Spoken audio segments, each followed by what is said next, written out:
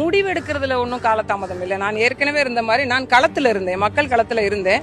நான் கட்சிக்கு வருவதற்கு முன்பு 2013 இருந்து நேரடி மக்கள் களத்துல இருந்தேன். அதுக்கு முன்னாடி நிறைய தனியார் தொண்டு நிறுவனங்கள்ல மக்களோட வேலை செஞ்சிருக்கிறேன். அப்ப நான் கடலோர மக்களோட வேலை செய்யல. 2013க்கு பிறகுதான் நான் கடலோர மக்களோட பணி செய்ய தொடங்கினேன். களத்துல ஒவ்வொரு நாளும் இருந்துகிட்டே தான் இருந்திருக்கேன். நான் அரசியல் கட்சியிலேருந்து விலகினே தவிர மக்கள் அரசியலேருந்து ஒருபோதும் விலகல. நிறைய நீங்களே பார்த்திருப்பீங்க, போராட்டங்கள், ஆர்ப்பாட்டங்கள், விவசாயிகள் போராட்டம், கடலோர மக்கள் போராட்டம்னு தொடர்ந்து இருந்துகிட்டே தான் இருந்தேன். எனக்கும் கொஞ்சம் ஓய்வு தேவையில்ல. 6 வருஷம் கத்திருக்கிறேன்ல, குழந்தைகளை பார்க்கணும். ஏன்னா என் குழந்தைங்க என்னோட இல்லாமே இருந்தாங்க. இந்த 1 வருடமா தான் நான் கூட்டிட்டு வந்து என் கூட வச்சிருக்கேன். எங்க அம்மா வீட்டுல தான் அவங்க ஒரு 2.5 வயசுலேருந்து என் பெண் குழந்தை அங்கேயே தான் வளர்ந்தாங்க. அதை விட்டுட்டு தான் அரசியல் தளத்துக்கு வந்தேன். என் பெண்ணோட இப்போ ரொம்ப நாள் ஏக்கம், அம்மா கொஞ்ச நாள் கூட நம்ம கூட இல்லையே அப்படிங்கிற வருத்தம் அந்த பிள்ளைகிட்ட இருந்துகிட்டே இருந்தது. ஸோ கொஞ்ச நாளாவது அவங்களோட இருக்கணும். இன்னொன்று, எனக்கு கொஞ்சம் ஓய்வு தேவை அப்படின்ற மாதிரி தோணுச்சு அரசியல் தளத்துல இருந்து. அதனால இந்த ஒரு வருட காலம். இன்னொன்று, மக்களோட நான் கலந்து ஆலோசனை பண்ணிக்கிட்டே இருந்தேன். என்ன செய்யலாம், அடுத்த கட்ட நகர்வு என்ன, நமக்கான பிரச்சனைகளை யார் சரி செய்வா அப்படின்னு. அதனால தான் எல்லா கட்சிகளும் சொல்லப்பட்டது. இன்னைக்கு நானே அதுக்கான தீர்வை சொல்லிட்டேன். வேற என்ன மாற்று? அது கட்சியினுடைய தலைமை முடிவு செய்யும். எங்களுக்கான பங்கேற்பை கேட்டிருக்கோம். எங்களுக்கான பிரச்சனைகளை இதெல்லாம் இருக்கு அப்படின்றத சொல்லியிருக்கிறோம். ஐயா அவர்கள் சரி செய்யறேன்னு சொல்லியிருக்காங்க. அதுக்கான எல்லா வேலைகளும் நடந்து கொண்டிருக்கு. விரைவில் அறிவிப்பு வரும். கட்சியில் இணைஞ்சா பொறுப்பு வழங்குவாங்க. அது அவங்க முடிவெடுத்து சொல்லுவாங்க. எங்க அண்ணன்லாம் இருக்காங்க, அவங்க அதுக்கான சிரத்தை எடுப்பாங்க. நான் இன்னைக்கு நேற்று இல்லை, அண்ணன் அவர்கள் கூட 2010 இருந்து நான் அண்ணன் அவர்களை தெரியும், நாகை மாவட்ட செயலாளர், முன்னாள் அமைச்சர் அவர்கள். இன்னும் சொல்ல போனால் அண்ணா திராவிட முன்னேற்ற கழகத்தில் 2010 மாவட்ட பொறுப்பில் இருந்தவள் தான் காளியம்மாள்.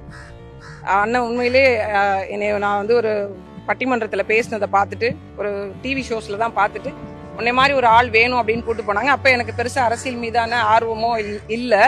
அதனால ஒரு ஓராண்டு 2 ஆண்டுக்கு பிறகு நான் கொஞ்சம் அமைதியாயிட்டேன். இன்னொன்னு, அந்த குழந்தை பேரு நேரம் வேற, அதனால அமைதியாயிட்டேன். அது மாதிரி பூம்புகார் சட்டமன்ற தொகுதியினுடைய முன்னாள் சட்டமன்ற உறுப்பினர், மயிலாடுதுறை மாவட்ட செயலாளர், இவங்களும் அறிவுறுத்தி வாங்கினேன். மரியாதைக்குரிய அண்ணன் விஜயபாஸ்கர் அவர்கள், மரியாதைக்குரிய அண்ணன் வேலுமணி அவர்கள், மரியாதைக்குரிய நிறைய இதுக்கு முன்னாள் அதிமுகவில் முன்னாள் மூத்தவர்கள் எல்லாம் என்கிட்ட நிறைய முறை நான் அவங்களோட ஆலோசனைகளை கேட்டிருக்கேன். அதனால ஒவ்வொருத்தருடைய அடிப்படையிலும், எல்லாவற்றிற்கும் மேலாக அந்த மக்களுடைய தேவையின் அடிப்படையிலும், சொல்லாடல் அடிப்படையில் இந்த முடிவை நான் எடுத்திருக்கேன்.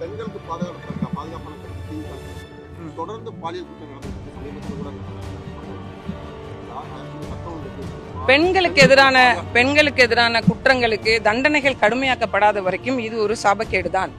ஒவ்வொரு முறையும் இதை அழுத்தி சொல்லிக்கிட்டே தான் இருக்கிறோம். ஒரு வழக்கு, ஒரு குற்றம் சம்பவம் நடக்குது அப்படின்னா அதை தீர விசாரிச்சு உடனடியாக சில எண்ணெய் நாடுகளில் நீங்க பார்க்கும்போது பார்த்திருப்பீங்க, அந்த இடத்துலயே நாங்க மரண தண்டனை கூட நாங்க சொல்லல. ஆனா தண்டனைகள் கடுமையாக்கப்படணும். மீண்டும் அந்த தவறை செய்வதற்கு அவங்களுக்கு ஒரு பயம் வரணும். ஏற்கனவே இருக்கக்கூடிய சட்டங்களை நிகழ்த்தி கொண்டே இருக்கும்போது ஏன் இந்த மறுபடியும் இந்த துணிச்சல் வருது அப்படிங்கிற கேள்வி இருக்கு இல்லையா? தண்டனைகள் கடுமையாக்கப்படணும். விசாரணை உடனே துரிதப்படுத்தப்பட்டு அவங்களுடைய உண்மையிலேயே அவங்க குற்றம் பண்ணியிருக்காங்க அப்படின்னு உறுதி ஆயிடுச்சுன்னா எந்த தயவுதாட்சணையும் பார்க்காம அவங்களுக்கான ஒரு மிக கடுமையா, நான் மரண தண்டனைக்கு எதிரான ஆள் தான். ஆனா இந்த மாதிரி ஒரு 14 வயசு பிள்ளை, ஒரு 10 வயசு பிள்ளை, இது என்ன நடக்குதுன்னே தெரியாம இருக்கக்கூடிய பிள்ளைகளை இந்த மாதிரி சீரழிக்கிறதுக்கு என்னை பொறுத்த வரைக்கும் மரண தண்டனை தப்பே இல்லை நான் சொல்லுவேன். அந்த மாதிரி தண்டனைகள் கடுமையாக்கப்பட்டா பெண்களுக்கு எதிரான குற்றங்கள் குறையும் அப்படின்னு நினைக்கிறேன். நிச்சயமா கடுமையாக்கப்படணும். இன்னும் கடுமையாக்கப்படணும். பட்டா மட்டும்தான் வரக்கூடிய காலகட்டத்தில் நீங்க பாருங்க. 4.5 ஆண்டு கால திமுகவுடைய செயல்பாடு நான் சொல்றதை விட தேர்தலில் மக்கள் சொல்லுவாங்க.